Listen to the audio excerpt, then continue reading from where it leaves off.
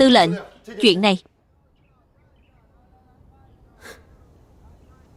Vị tư lệnh đó, có vài chuyện tôi muốn nói với ngài. Ở đây không tiện, ngài ra ngoài một lát.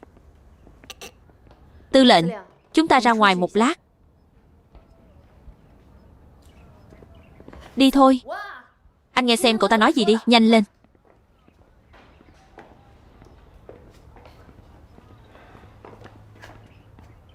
Sao thế? Đến xem trò cười của tôi à? Nước đến chân rồi. Tôi còn tâm trạng xem trò cười của anh sao? Tư lệnh, tôi nghi ngờ chuyện này có người giở trò. Ai giở trò chứ? Tôi nói cho ngài biết, người của trung đoàn 3 đã bao vây nhà máy rồi. Hơn nữa bọn chúng đang cử người tới đây. Ngài nói xem. Tư lệnh, dưới lầu có rất nhiều người đến. Bọn chúng đã bao vây hết cả nơi này. Hiện tử, cậu đi xem sao? Xem đứa nào gây sự thì bắt hết lại cho tôi. Rõ. Đi. Làm tôi thấy không yên tâm chút nào.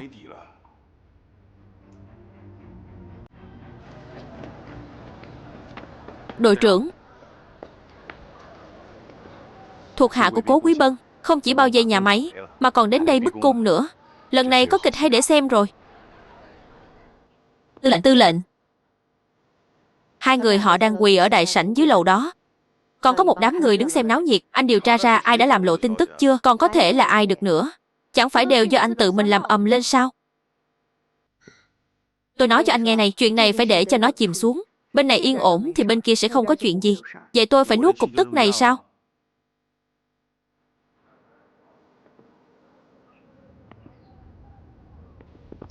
Làm gì vậy? Chuyện đã lớn thế này rồi còn phải để anh ra mặt. Nhanh, sao anh không đến? Mau đi đi. Có chuyện cậu mới nhớ đến tôi.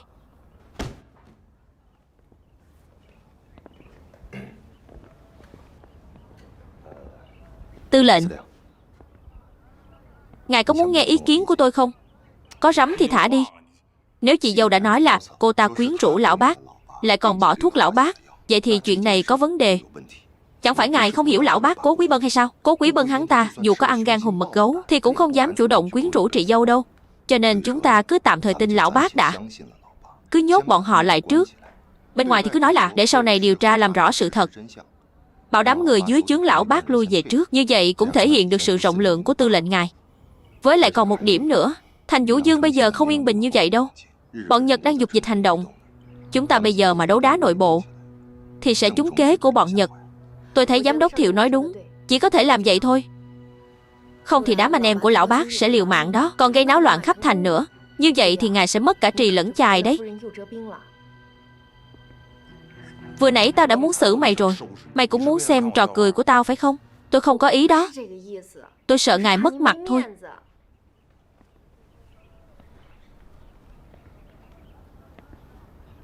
Khéo ăn nói thật. Các anh đừng nói lão bác. Tư lệnh, tôi lấy cái đầu của tôi ra đảm bảo, lão bác không thể nào quyến rũ chị dâu được. Cố Quý Bân là người có thể bán mạng vì đại hiền tử. Làm sao có thể làm vậy được? Tao đang nói chuyện của hai đứa bay. Mày lôi tao vào làm gì? Bị điên à? Tôi thấy chuyện này đằng sau chắc chắn có kẻ giật dây.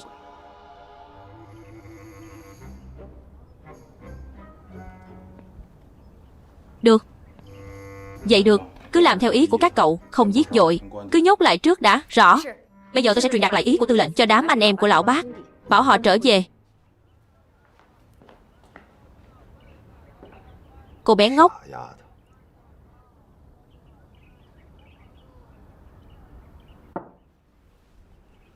Tư lệnh, ngài có muốn biết sự thật của chuyện này không?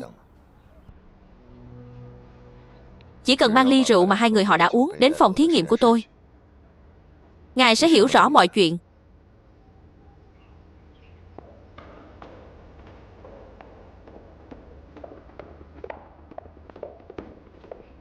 Đại tiểu thư nói sao? Chuyện là thế này.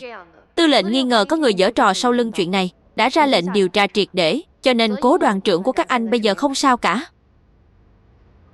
Sao nào? Còn không tin tôi à? Mau dẫn người của anh đi đi. Nếu không lát nữa tư lệnh xuống đây biết anh là người cầm đầu. Vâng, chúng tôi nghe lời đại tiểu thư. Cũng xin đại tiểu thư chuyển lời đến bộ tư lệnh. Chúng tôi sẽ về doanh trại đợi tin tức. Còn nữa, bảo người của các anh đang bao vây nhà máy mau chóng rút lui đi. Cứ thể hiện cho tốt vào, đừng để tư lệnh tìm anh tính sổ sau. Vâng.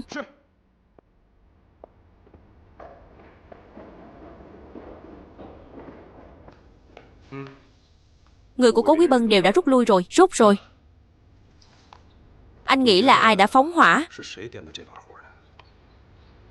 Chắc là trò đùa ác ý của Thẩm Tử Khanh và Lỗ Hoài Chung. Hồ đồ. Lũ người của quân thống này chỉ biết gây rối làm bừa, đùa với lửa hết lần này đến lần khác mà không biết rút kinh nghiệm. Quân đội của Bộ Quốc Phương loạn thì Vũ Dương cũng sẽ loạn. Vũ Dương loạn thì người Nhật mới vui mừng. Tôi thấy Thẩm Tử Khanh và Lỗ Hoài Chung có rất nhiều chuyện giấu chúng ta. Dù sao thì người của quân thống vẫn có khúc mắc trong lòng với chúng ta.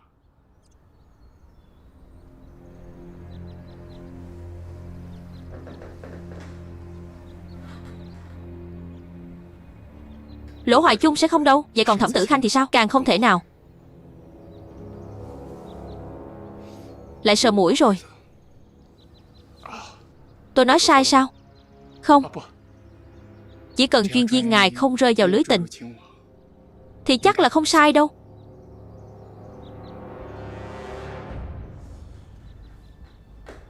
Lẽ ra cô ta không nên làm vậy. Chẳng lẽ lão Tam thật sự có vấn đề? Chuyên viên nếu như Thẩm Tử Khanh thật sự bị thuộc hạ của Bộ Quốc Phương làm nhục, với cái tính kiêu căng ngạo mạn của đám cốt cán quân thống, ngài thấy cô ta sẽ để yên sao?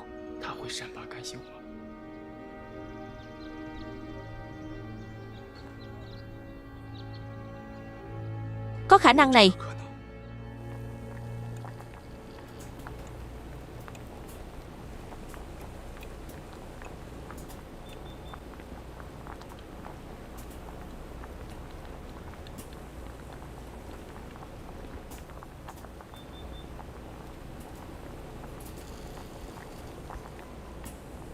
Tao nói mày đúng là đồ đàn bà ngu xuẩn, hại người mà chẳng lợi cho mình. Tao bị mày hại chết rồi. Mày có lương tâm không hả? Tao đây đã dứt cả mặt mũi, bán cả tính mạng, đổ hết mọi tội lỗi lên đầu mình rồi. Mày lại còn quay sang oán trách tao. Mày là cái thứ gì vậy? Mày gọi tao đến có gì thì cứ nói. Mày đã bỏ thứ thuốc quái quỷ gì? Mày nói cho rõ ràng đi. Ai bỏ thuốc? Rõ ràng là anh hẹn tôi.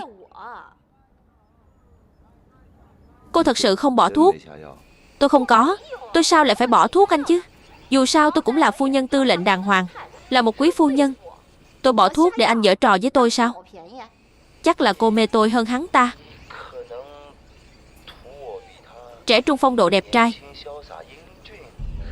Thôi đi ông ơi. Ông ngoài việc trẻ hơn ông ấy ra thì còn có cái gì? Ông đến một cái móng chân của lão bộ cũng không bằng biết không? Còn thật sự coi mình là nhân vật nào chắc? Lão già.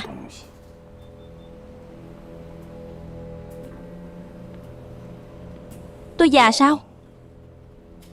Ông còn chê mình trẻ chắc. Một vợ, hai vợ, ba vợ còn chưa đủ, lại còn cố cưới thêm bà Năm. Ông còn mong người ta sau lưng khen ông nữa à?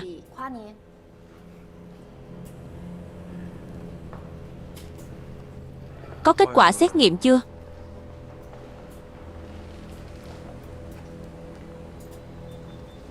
Quả nhiên bên trong có thành phần Ankaloid gốc cho bên. Ankaloid là gì? Nói thẳng ra là thuốc mê. Tôi nghi ngờ trong phòng khách sạn của họ bị người ta chuốt thuốc mê, rồi bị đưa lên giường trong phòng khách.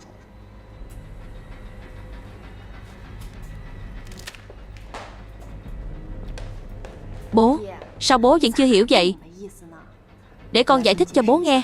Tức là hai người này ngủ chung một chăn, đều đã bất tỉnh, nhưng không có chuyện gì xảy ra cả. Bố, ở miếu thành Hoàng thành Vũ Dương, suýt nữa là có thêm hai người chết oan rồi đấy.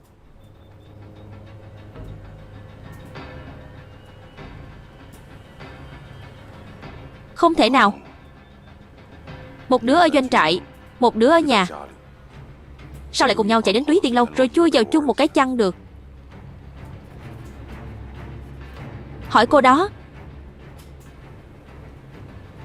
Nói năng nửa vời. Cô nói tiếp đi chứ. Cô đúng là người kỳ lạ thật. Tư lệnh đang hỏi cô đấy, cô lại bắt đầu ngâm thơ vẽ vời rồi. Hiền tử.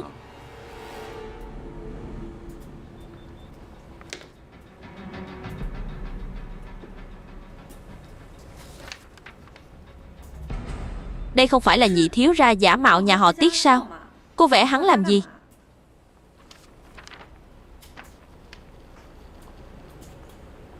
Tên này không sai đâu. Anh còn nhớ đoàn công tác mà tỉnh đảng bộ cử đến dây hãm nhà máy của chúng ta không? Cố Quý Bân cũng có mặt. Hơn nữa còn giao chiến với đoàn công tác.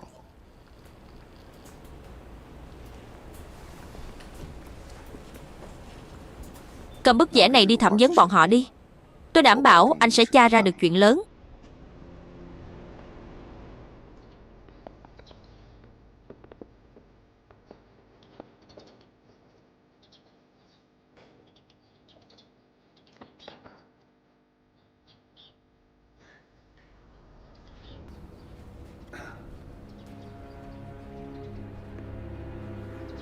Cởi trói cho hai người họ. Vâng.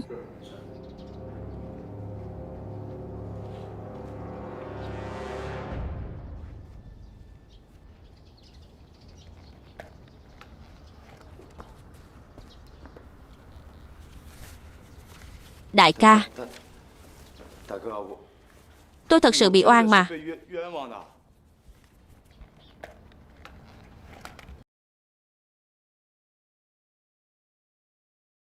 Cô còn gì muốn nói không? Giết tôi đi. Tôi dù có 100 cái miệng cũng không thể giải thích rõ được. Chị dâu họ, sao chị lại không giải thích rõ được chứ? Để em giúp chị nhớ lại nhé. Có phải người này đã tìm chị không?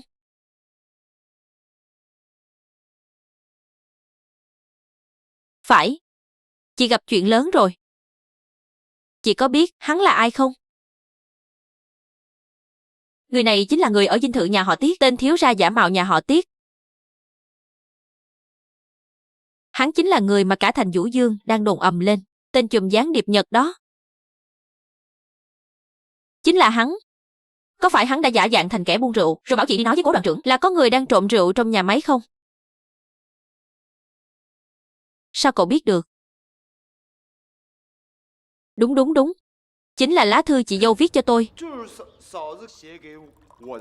Nói rằng giám đốc Thiệu cấu kết với quân phản loạn, tuồn rượu từ trong nhà máy ra ngoài. Chị dâu, chị đã trúng kế của gián điệp Nhật rồi. Chị kéo tôi xuống nước chị, hại chết tôi rồi. Sau đó chị nhận được một mẫu giấy trị dâu, họ hẹn chị đến khách sạn. Chị dâu họ cũng nhận được mẫu giấy do cố đoàn trưởng viết cho chị đúng không? Đúng rồi.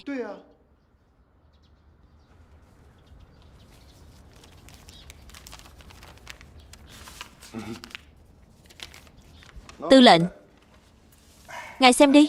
Ngài nhận ra chữ của chị dâu họ mà. Hai vị tối hôm đó vì để tạo không khí,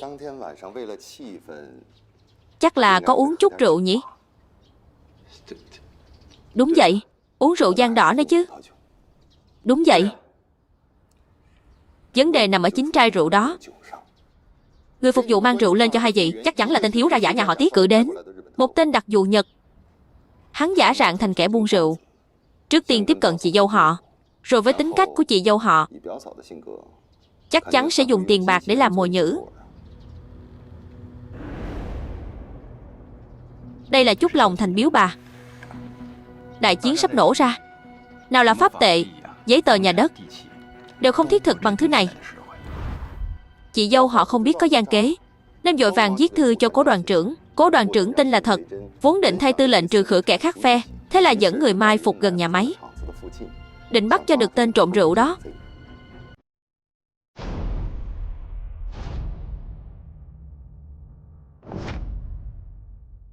Đánh.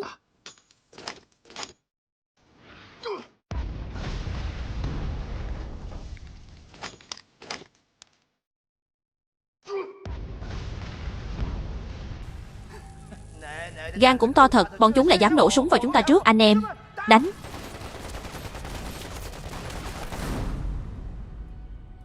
Cho nên đây chính là lý do tại sao người của cố đoàn trưởng lại giao chiến với người của đội công tác tỉnh ủy, cũng là nguyên nhân của cuộc đọ súng. Nhưng cũng may tư lệnh anh Minh đã cử đại hiền tử đến kịp lúc, tránh được một vụ án đẫm máu nồi ra sáo thịt. Âm mưu của bọn Nhật cũng vì thế mà không thành công.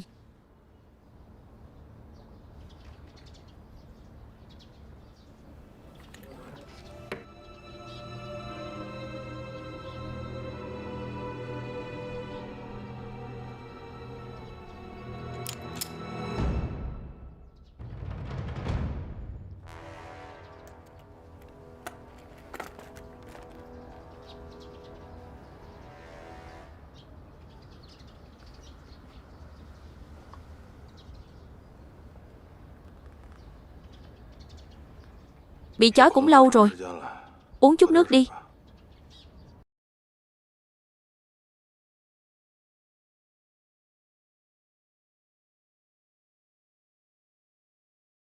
Cảm ơn đại ca.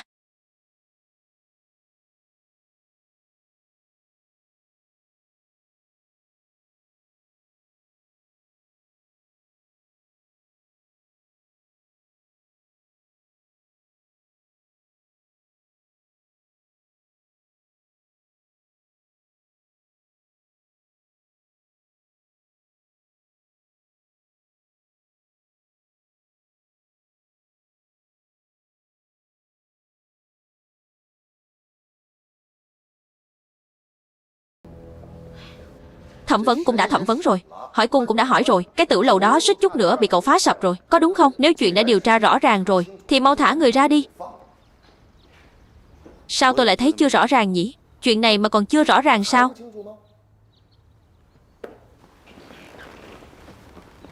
Cậu nói hai người họ chưa từng lén lút hẹn hò. Vậy cậu giải thích cho tôi xem, trên mảnh giấy ghi chốn cũ là có ý gì? Cho dù có lén lút gặp riêng đi nữa cũng không có nghĩa là ngoại tình, đúng không? Ngoại tình thế nào được? Tư lệnh đang ở cái tuổi rồng bay hổ gầm thế này. Không, ý của tôi là Cố Quý Bân chắc chắn là muốn nịnh nọt chị dâu, để chị dâu nói tốt cho hắn vài câu trước mặt ngài. Đúng, tôi thấy giám đốc Thiệu nói đúng. Dùng hàng xa bắt dân đơn chung, dùng châu niên bắt dân giới chung.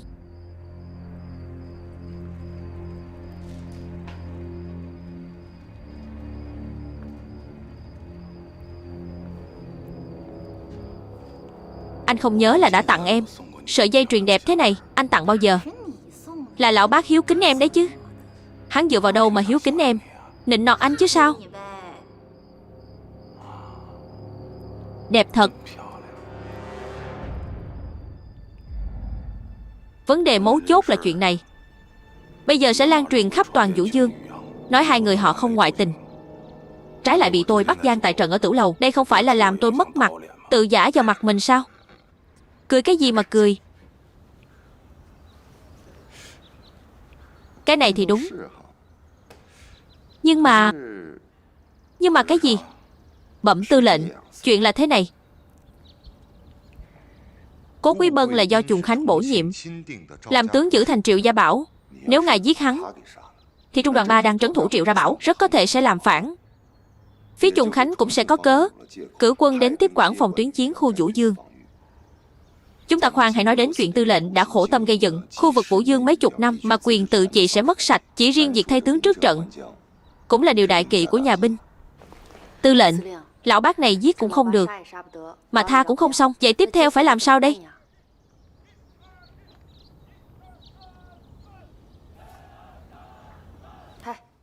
Anh lắm mưu nhiều kế, mau nghĩ cách gì đi, để tư lệnh có đường lui, vừa giữ được thể diện lại, vừa chút được cơn giận. Nhanh lên. Này, anh nhờ người khác bằng cái giọng đó à? Bớt nói nhảm đi. Nhanh lên chút đi.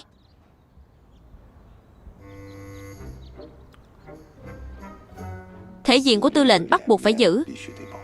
Cơn giận này chúng ta cũng phải chút. Bọn Nhật Lùng giở trò sau lưng cũng phải đề phòng. Tôi thấy hay là chúng ta làm thế này. Trước tiên đừng đả thảo kinh xà, cứ coi như bọn họ hẹn hò riêng, để họ tiếp tục qua lại với tên họ Tiết kia. Dẫn xà xuất động, lần dây tìm dưa, bắt hết đám đặc vụ Nhật Bản đang ẩn náu ở khu vực Vũ Dương trong một mẻ. Như vậy cũng xem như cho chị dâu và cố đoàn trưởng một cơ hội lập công chuộc tội. Anh thấy sao?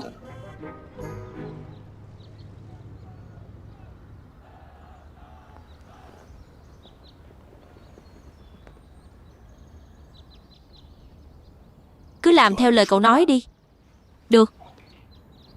Ta sẽ để lão bác cưới lão Ngũ. Lão bác cưới lão Ngũ. Chuyện này đích thân tôi sẽ giải quyết.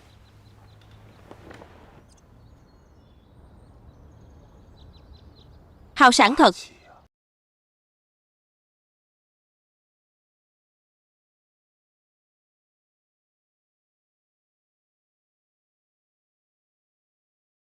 Thưa tư lệnh, thức ăn đã dọn lên đủ cả rồi ạ. Xin mời ngài dùng bữa.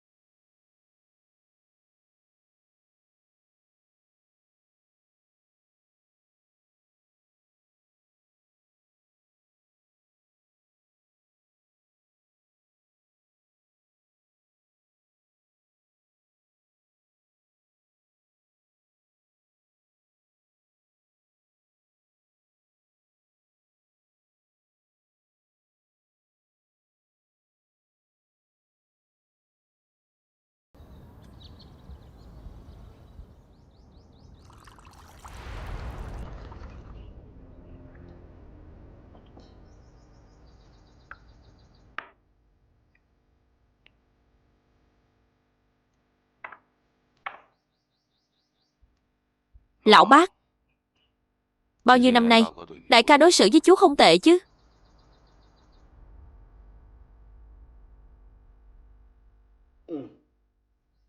Năm đó tao đánh nhau với quân Bắc phạt, bị thương nặng, là đại ca đã lôi em ra từ trong đống xác chết. Ơn này em ghi nhớ cả đời. Đại ca, thôi đừng nói chuyện này nữa. Lão Ngũ, Tinh Diện, hai đứa bay chuyện cần nói cũng đã nói rồi. Chuyện cần mắng cũng đã mắng rồi. Lão bác, mày cưới lão Ngũ đi. Đại ca, em biết mình sai rồi.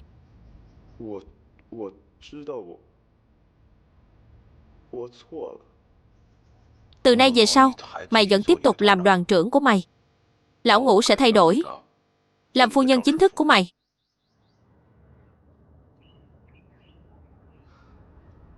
Em thừa nhận, lúc đầu em gả cho anh là vì tiền, vì quyền thế của anh Tinh Diện. Nhưng dù gì chúng ta cũng đã là vợ chồng mấy năm rồi. Anh bắt em gả cho lão bác, em không đồng ý. Bây giờ cả Vũ Dương này đều biết chuyện của hai đứa bay rồi. Tao làm vậy cũng là để cho mọi người có đường lui, cũng là muốn tốt cho hai đứa bay. Chuyện này cứ quyết định vậy đi. Đại ca, như vậy không được đâu. Tìm một cơ hội thích hợp, cưới Ngũ Di Thái về đi. Mì sợ nhỏ.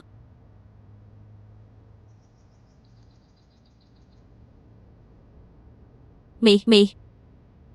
Lão bác, từ nay về sau, hai đứa bay chính là vợ chồng. Ngũ Di Thái mà phải chịu ấm ức gì thì đừng trách tao không nể mặt mày.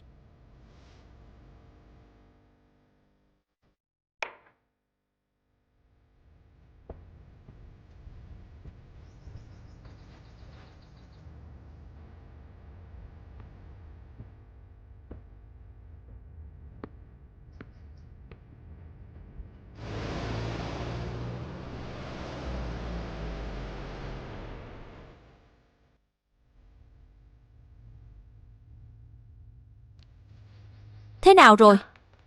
Giải quyết xong rồi. Thiệu Hoa nói ngài biết nghĩ cho đại cục, lại đi được một nước cờ cao tay. Cậu nhóc đó còn khen tôi nữa.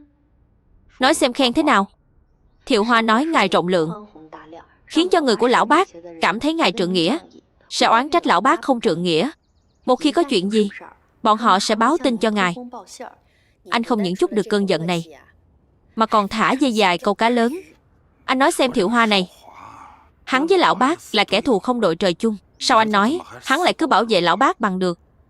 Người ta đây là nhân nghĩa, thật lòng muốn giúp người anh họ này. Anh ta đã nói với tôi từ sớm, người Nhật đang giở trò sau lưng, chỉ muốn làm tan rã lực lượng chiến đấu của Vũ Dương. Nếu anh thật sự giết lão bác thì đã trúng kế của người Nhật rồi. Cậu nghĩ ta sẽ trúng kế sao? Ta đây không đời nào trúng cái kế này. Không chỉ là gian kế của người Nhật, mà ngay cả chân bằng cử, Lỗ Hoài Chung cũng gài bẫy họ, còn thầm xem trò cười của chúng ta. Anh nói xem, xét từ điểm này, Đảng Cộng sản lại rất biết coi trọng đại cục, quang minh chính đại. Thiệu Hoa thật sự không phải là người của Đảng Cộng sản. Vậy sau lưng anh ta chắc chắn có Đảng Cộng sản, cho nên chúng ta muốn tác chiến hai mặt thì thật sự phải dựa vào Đảng Cộng sản. Thiệu Hoa chính là người giữa chúng ta và Đảng Cộng sản, một quân sư liên lạc. Tư lệnh, hãy quyết tâm liên thủ với Đảng Cộng sản đi.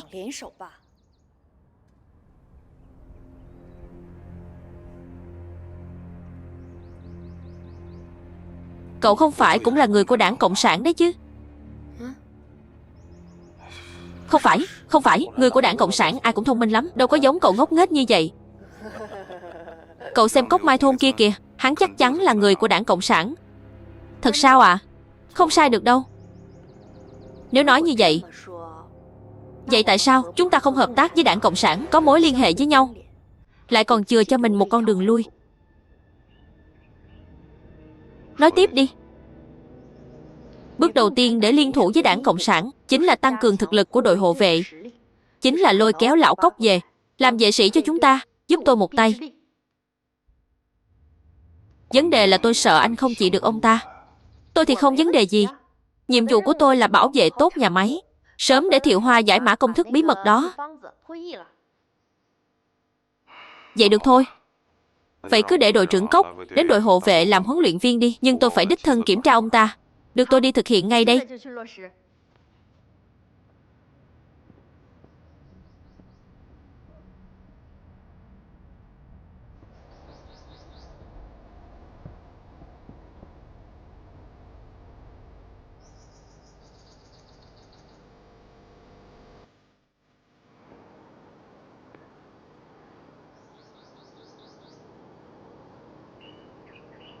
Cậu không phải cũng là người của Đảng Cộng sản đấy chứ? Không phải. Người của Đảng Cộng sản ai cũng thông minh cả, đâu có ngốc nghếch như cậu.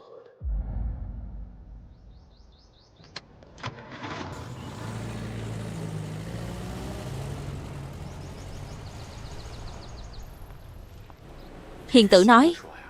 Cô ấy nói là, nói cho rõ ràng. Hiền tử nào? Đại tiểu thư họ Bộ. Đội trưởng Bộ gọi điện thông báo, bảo tôi ngày mai đến trường bắn của họ. Đây là Bộ Quốc Phương muốn thử dò thêm công lực của cậu, phong cho cậu chức tước. Đây là chuyện tốt đấy. Anh bạn, ở trong quân đội của Bộ Quốc Phương mà thể hiện tài năng vẫn hơn là ở bên cạnh tôi, suốt ngày lằng nhằng chuyện phím. Không đúng. Hai người bàn bạc xong để lừa tôi phải không? Dùng kế điệu hổ ly sơn với tôi. Cậu với đại tiểu thư. Hai chúng tôi thì sao?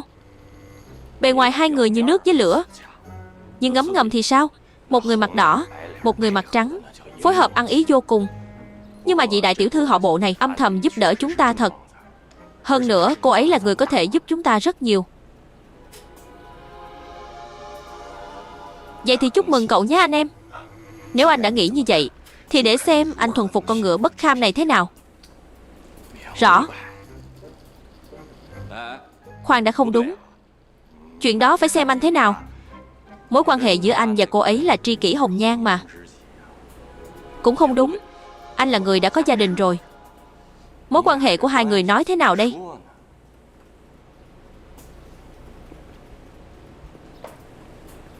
Tôi chỉ coi cô ấy như em gái của mình. Giao Giao.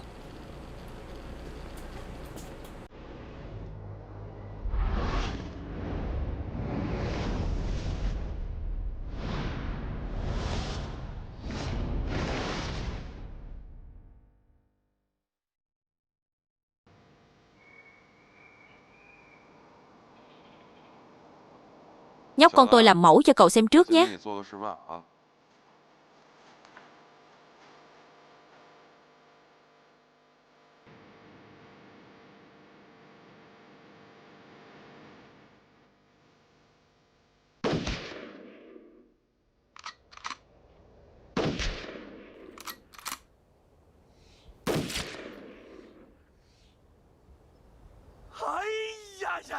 Tư lệnh Bách Phát Bách chúng à? Tư lệnh bắn có giỏi không? Giỏi. Tư lệnh ngài đúng là một tay súng cừ khôi, cao tay thật. Mình nên thắng hắn ta hay là thắng hắn ta đây? Đương nhiên là phải thắng hắn. Hơn nữa phải thắng cho đẹp. Lẩm bẩm gì đấy? Sao thế, sợ rồi à? Tài bắn súng của tư lệnh quả nhiên rất giỏi. Nhưng tôi cảm thấy bắn bia cố định này chẳng có gì thú vị cả. Tôi muốn bắn bia di động. Cậu mà cũng đòi bắn bia sống sao? Chém gió không phải là khoác lác. Núi Thái Sơn không phải đắp lên mà thành. Cậu nói cậu mà cũng đòi. Thế này đi, là lừa hay ngựa cứ kéo ra đây thử là biết.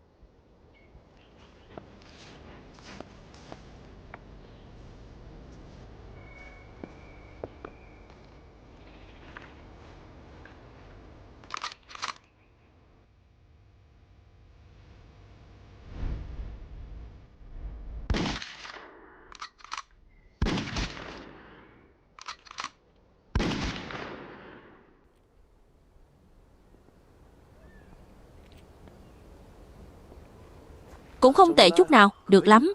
Thế nào tư lệnh? Quả nhiên là một con ngựa tốt, mà còn là một con tuấn mã. Bắn không tệ. Cậu có biết tại sao tôi gọi cậu tới đây để bắn loại bia tầm xa này không? Đương nhiên là biết. Vệ đội của tư lệnh Model không chỉ là đội vũ trang riêng của tư lệnh, mà là một đơn vị có thể đánh giặc Nhật trên chiến trường, một lực lượng dã chiến.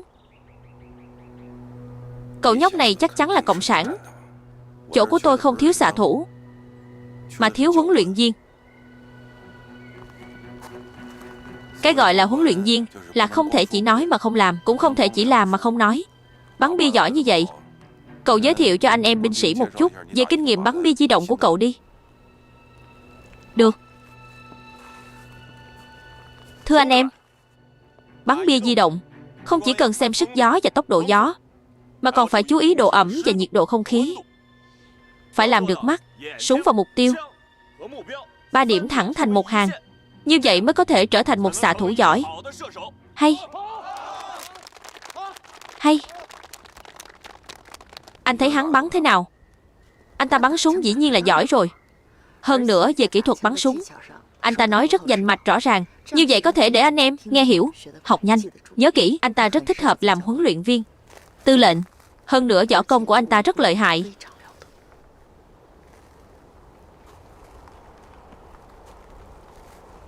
Quý đảng quả là nhân tài đông đúc. Tư lệnh nói gì tôi không hiểu. Tôi biết Quốc dân đảng, Cộng sản đảng, chưa từng nghe nói đến quý đảng nào. Cậu là tiện đảng.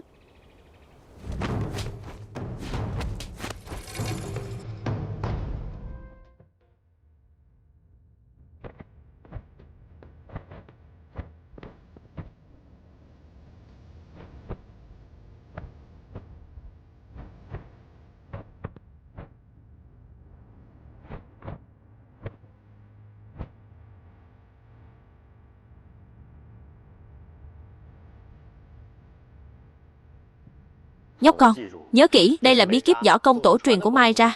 Truyền nam không truyền nữ. Con là người thừa tự duy nhất của Mai ra. Nhất định phải kế thừa quyền pháp của Mai ra, làm cho nó rạng danh. Thưa cha, Mai tự đã nhớ kỹ.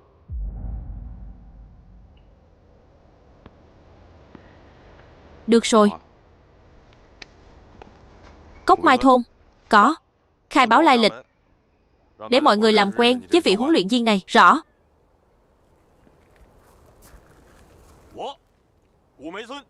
15 tuổi rời nhà tham gia quân Đông Bắc, 18 tuổi đã lên chức đại đội trưởng.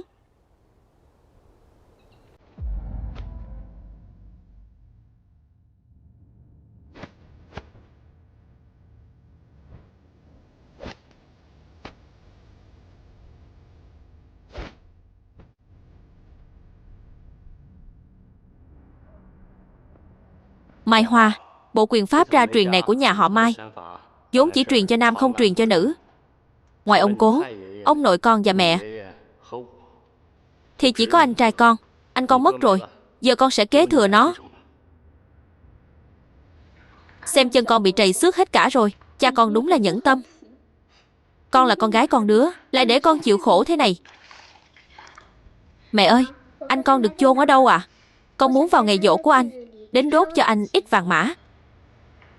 Anh trai con từ nhỏ đã bỏ nhà đi lính rồi. Sau này tử trận ngoài xa trường, ngay cả hài cốt cũng không tìm được. Trong sự biến 918, tôi bị trọng thương vì tôi xem thường cái đội quân có mấy chục vạn người, mà lại không dám giao chiến với quân Nhật. Chưa tới 1 vạn, một đội quân như thế, nên tôi không bao giờ quay về đơn vị nữa. 8 phần là cô Đào ngủ rồi đúng không? Là tôi khai trừ tên tướng quân không kháng chiến đó. Thật hay giả thế? Thật hay giả? Trước mặt tư lệnh, lẽ nào tôi lại nói dối? Được rồi. Chỉ riêng việc bắn trúng bia di động này, Cốc Mai thôn cũng rất được. Bây giờ tôi xin tuyên bố bổ nhiệm Cốc Mai thôn vào đội cảnh vệ của Bộ Tư lệnh Cảnh, bị Thành Vũ Dương, giữ chức vụ phó đại đội trưởng đội bảo an, phong hàm thượng úy.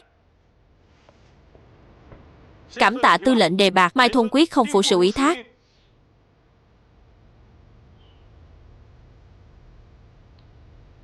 Thề cùng chư quân giết sạch quân thù. Thề cùng Vũ Dương cùng tồn cùng vong. Thề cùng chư quân giết sạch quân thù. Thề cùng Vũ Dương quyết tử. Người anh giới thiệu không tệ. Dĩ nhiên rồi.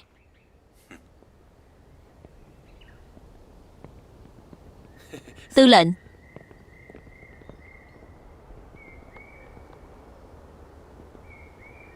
Tính cả lần này là lần thứ hai tôi hỏi cậu. Rốt cuộc cậu là người của phe nào?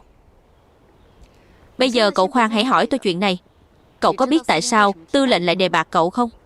Tôi còn đang muốn hỏi cậu đây này. Tư lệnh muốn cậu bảo vệ tốt cho giám đốc Thệu.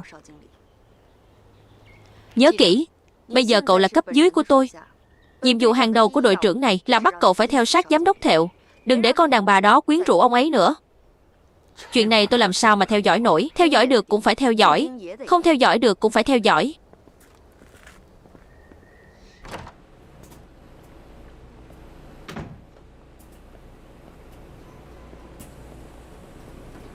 Tình hình bên đó thế nào rồi?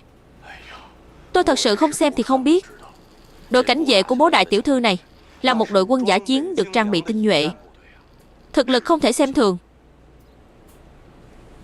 Việc này e là sẽ càng khiến chân bằng cử và Lỗ Hoài Chung nghi ngờ. Tôi không lo những chuyện khác. Tôi lo nhất là thân phận của cậu bị bại lộ. Nếu như một đội quân như vậy nằm trong tay chúng ta, thì đó sẽ là một lực lượng chủ lực để chống lại người Nhật đấy. Dù sao thì tôi với tư cách là chủ nhân cũng đã làm tròn nghĩa vụ cảnh báo. Nghe hay không là tùy cậu.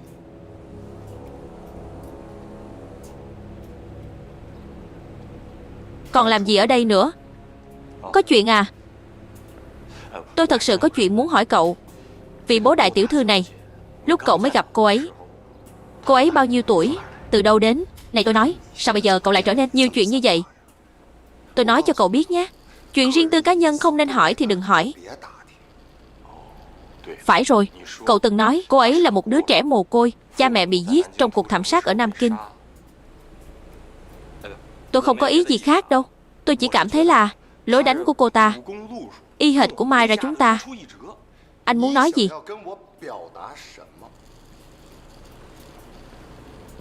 Chuyện riêng tư không nên hỏi thì đừng có hỏi. Anh không biết đâu. Cái đội vệ binh của Bộ Quốc Phương này yêu cầu của bọn họ cao ngất trời. Cũng may tôi có vài ngón nghề. Cáo từ. Mấy năm nay mày chẳng học được cái gì khác, chỉ học được thói ba hoa. Tao nói cho mày biết này lão cốc.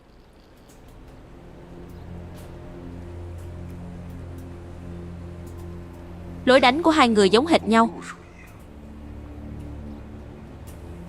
Trùng hợp. Em gái tôi Kiều Kiều đâu? Xin lỗi. Chúng tôi đã không trông chừng em gái anh cẩn thận. Mai Tử đi tìm cô ấy rồi. Cậu ấy đi đâu tìm rồi? Cậu ấy nói dù có đi đến chân trời góc bể cũng sẽ tìm em gái anh về. Nếu không phải vợ tôi sắp sinh thì tôi cũng đã đi tìm rồi. Nói vậy là mọi chuyện đã được giải quyết êm đẹp rồi. Phải đó. Hoàn toàn nằm ngoài dự đoán của chúng tôi. Bộ Quốc Phương lại nhanh như chớp bắt Cố Quý Bân cưới bà Năm của lão. Hơn nữa bây giờ dân chúng hưởng ứng rất nhiệt liệt. Ai cũng đều khen ngợi ông ta. Tất cả chỉ là diễn kịch. Quân sư quạt mo đứng sau màn chính là Thiệu Hoa. Bây giờ Bộ Quốc Phương ngày càng tin tưởng hắn. Nhưng mà công bằng mà nói, việc hắn làm cũng không phải là không có ích. Dù sao cũng tránh được diệt quân của Bộ Quốc Phương trở mặt. Nói cũng phải. Như vậy thì lòng dân ở Vũ Dương lại càng quy thuận Bộ Quốc Phương hơn.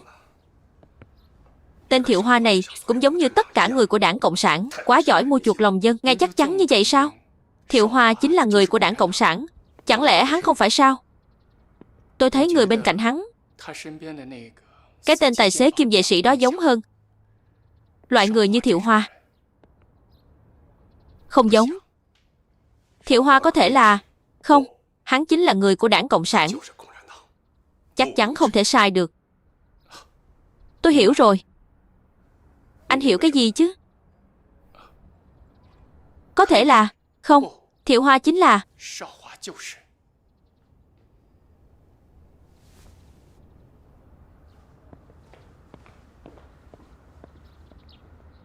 Yêu mái trường, yêu hỏi các anh em binh sĩ, hãy yêu tổ quốc gia này. Chúng ta sắp phải nghe thấy tiếng đại bác rền vang của quân Nhật xâm lược Trung Nguyên rồi. Gót sắt của lũ giặc Nhật sắp sửa giày xéo lên quê hương của chúng ta rồi. Quê hương của chúng ta, cha mẹ, chị em của chúng ta đều phải trông cậy vào các anh em tử đệ binh để bảo vệ.